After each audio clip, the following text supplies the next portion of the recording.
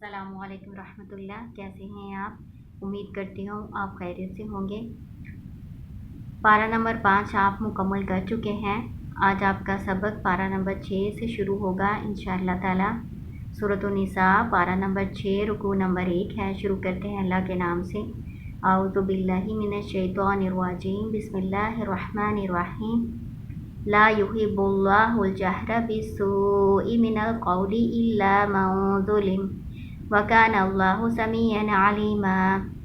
لا یحب نہیں پسند کرتا اللہ جہرا اونچی آواز بالسوء ساتھ برائی کے من القول بات میں سے الا مگر من جو ظلم جس پر ظلم کیا گیا وَكَانَ اللَّهُ رہے اللہ تعالیٰ سمیعًا علیما بہت سننے والا بہت جاننے والا۔ اس میں اللہ تعالیٰ نے اس آیت میں بیان کیا ہے کہ اللہ تعالیٰ کو بری آواز کو اونچا کرنا، بری بات والی آواز کو اونچا کرنا پسند نہیں ہے، یعنی برائی والی بات کو اونچی آواز میں کرنا یا اس کو پھیلانا اللہ کو ناپسند ہے،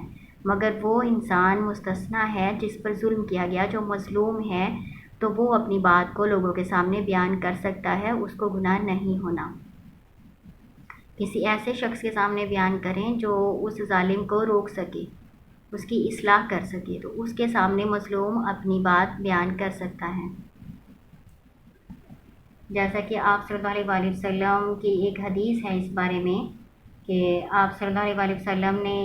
کے پاس ایک شخص آیا اور اس نے کہا کہ اس کا جو ساتھی ہے، اس کا ہمسایہ اس پر ظلم کرتا ہے، یعنی اس کو ستاتا ہے، تنگ کرتا ہے، تو اب میں کیا کروں؟ تو آپ صلی اللہ علیہ وسلم نے اس کو کہا کہ تم اپنا سارا سامان اٹھا کے نہ باہر راستے میں رکھ دو۔ تو اس آدمی نے ایسا ہی کیا، تو اس نے اپنا سارا سامان گھر کا نکال کے تو راستے میں باہر رکھ دیا۔ جو بھی کوئی گزرتا اس سے پوچھتا یہ تم نے اپنا سامان کیوں باہر نکالا، تو وہ اس کو بتاتا کہ میرا پڑوسی مجھے ایذا دیتا ہے، مجھے تکلیف دیتا ہے، تنگ کرتا ہے، پریشان کرتا ہے، اس لیے میں نے نکالا۔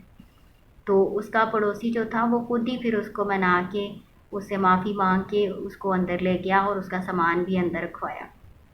تو کبھی ایسا بھی ہوتا ہے نا کہ ویسے تو ہم کسی کی پرواہ نہیں کرتے، اللہ کے حکم کی پرواہ نہیں کرتے، لیکن بدنامی کے خوف سے ہم ظلم کرنے سے باز آ جاتے ہیں۔ تو اس سے آپ کو کیا پتہ چلتا ہے کہ بری بات جو ہے نا وہ اس کو پھیلانا نہیں ہے بلکہ اصلاح کرنے کی کوشش کرنی ہے۔ لیکن اگر ظلم کیا جاتا ہے تو پھر وہ جو ہے کسی ایسے کے سامنے بیان کرے اپنی بات کو جو ظالم کو روک سکے، ٹھیک ہے، تو پھر آپ کو گناہ نہیں ہے اس بات کا۔ جیسے میں نے آپ کو ایک حدیث بتائی ہے آپ صلی اللہ علیہ وسلم کی، تو اس سے کیا فائدہ ہوتا ہے کہ کیا پتہ وہ جو ظالم ہے وہ اپنے ظلم سے باز آ جائیں، یا جو اس نے ظلم کیا ہے کسی پر اس کی تلافی کی کوشش کریں، ہے نا۔ اور دوسرا یہ فائدہ ہوگا کہ لوگوں کو بھی پتہ چلے گا کہ یہ ظالم ہے تو اس سے بچ کے رہیں گے۔ إن تبدوا خيرا أو تخفوه أو تعفوا عن سوء فإن الله كان عفوا قديرا۔ إن تبدوا خيرا اگر تم ظاہر کرو گے بھلائی، او تخفوه یا تم اس کو چھپاؤ گے، او تعفو یا تم درگزر کرو گے، عن سوء برائی سے، فإن اللہ پس بے شک اللہ تعالیٰ کانا ہے عفوا قدیرا بہت درگزر کرنے والا، قدرت رکھنے والا۔ اللہ تعالیٰ نے اس میں بتایا ہے کہ اگر نیکی ظاہر کر کے کی جائے یا چھپا کے کی جائے اللہ تعالیٰ اس کا اجر دینے والے ہیں،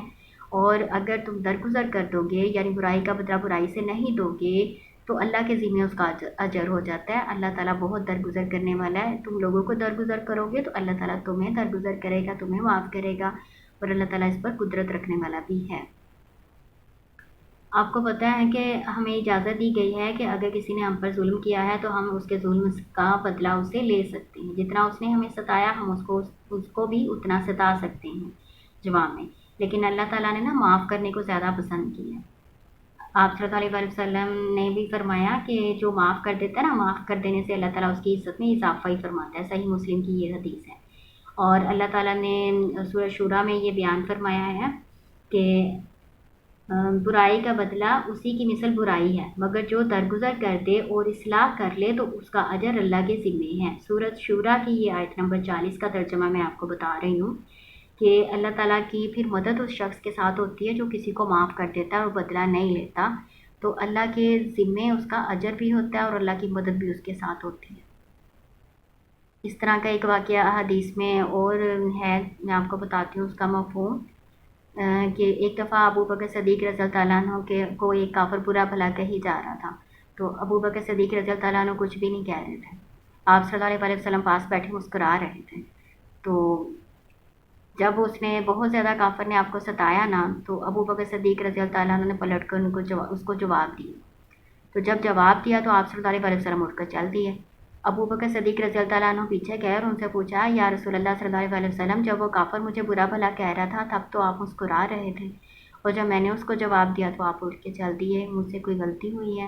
تو آپ صلی اللہ علیہ وسلم نے فرمایا کہ جب تم خاموش تھے تو اللہ کی طرف سے ایک فرشتہ مقرر تھا جو تمہاری طرف سے جواب دے رہا تھا،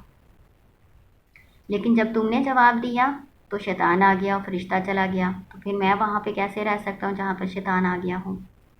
تو کیا پتہ چلتا ہے کہ اگر آپ معاف کریں گے، درگزر کریں گے، بدلہ نہیں لیں گے نا، خاموش ہو جائیں گے، تو اللہ کی طرف سے مدد ہوگی آپ کی، ٹھیک ہے؟ اور اللہ تعالیٰ درگزر کرنے کو ہی پسند فرماتے ہیں۔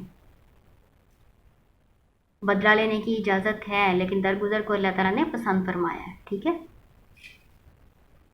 ان الذين يكفرون بالله ورسله ويريدون ان يفرقوا بين الله ورسله ويقولون نؤمن ببعض ونكفر ببعض ويريدون ان يتخذوا بين ذلك سبيلا،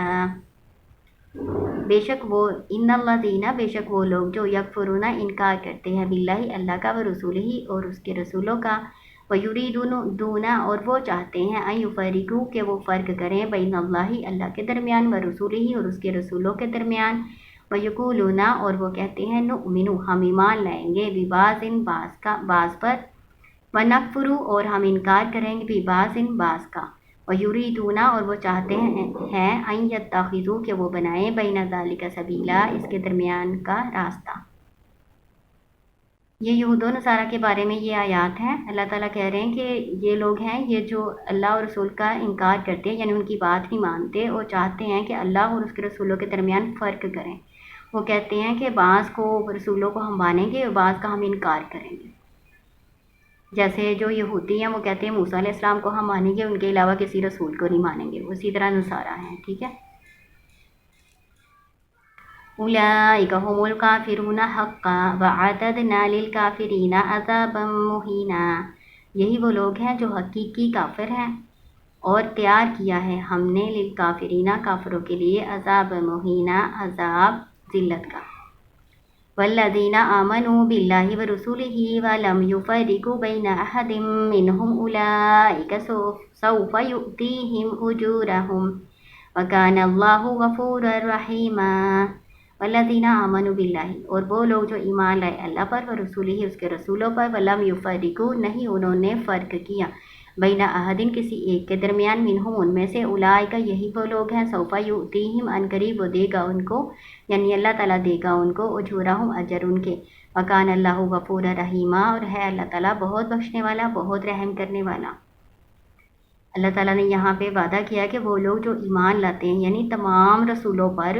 ایمان لاتے ہیں، اللہ پر ایمان لاتے ہیں اور کسی کے درمیان کوئی فرق نہیں کرتے، ٹھیک ہے؟ جو ایک بھی رسول کا انکار کرے گا وہ دائرہ اسلام سے خارج ہے۔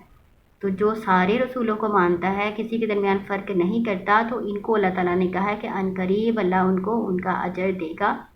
اور اللہ تعالیٰ بہت بخشنے والا، بہت رحم کرنے والا ہے۔ تو یہ آپ کا رکوع نمبر 1 مکمل ہو گیا۔ اس میں سمجھنے والی صرف 2 ہی باتیں، ایک تو آپ نے یہاں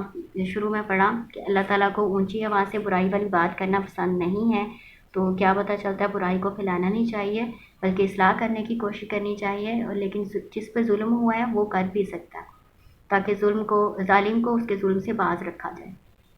اور معاف کرنے کی فضیلت میں نے آپ کو بتائی، اللہ تعالیٰ اور رسول صلی اللہ علیہ وسلم کے فرمان کے مطابق